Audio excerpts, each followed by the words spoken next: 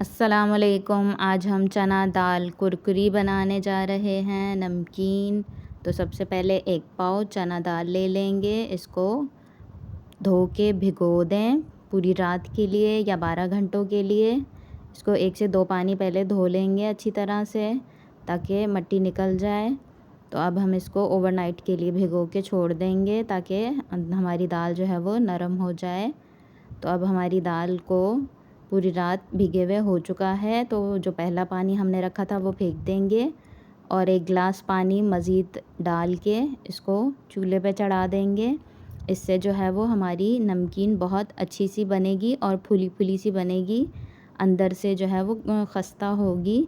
और आधा चम्मच मैंने नमक भी डाला है। बस हमने 1 से 2 बॉयल देने हैं 1 मिनट तक।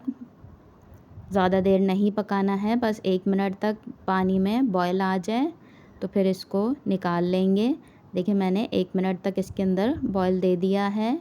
अब इसको खुश्क कर लेंगे किचन टॉवल पे 1 से 2 मिनट के लिए।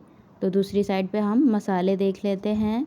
आधा चम्मच से भी कम मैंने चीनी ली है, 2 पिंच कश्मीरी लाल मिर्च ली है, 2 पिंच मैंने पिसा हुआ गरम मसाला लिया है, 2 पिंच काली मिर्च, 2 पिंच मैंने मेथी लिया है, आधा चम्मच चाट मसाला लिया है, 2 पिंच मैंने नमक लिया है, आधा चम्मच मैंने पिसी हुई लाल मिर्च ली है। चीनी अगर आप ना डालना चाहें तो ना डालें। बाकी सारे मसालों को पीस लेंगे। तो ये सारे मसालों को हम पीस लेंगे मिक्सी में डाल के। तो अब हमारी दाल सूख चुकी है। तकरीबन 15 मिनट के लिए मैंने इसको किचन टॉवल पे छोड़ दिया था। अब इसको हम फ्राई कर लेंगे। तो फ्राई आपने मीडियम आंच पे करना है, बहुत ज़्यादा तेज़ भी नहीं होनी चाहिए और बहुत ज़्यादा कम भी नहीं होनी चाहिए आंच।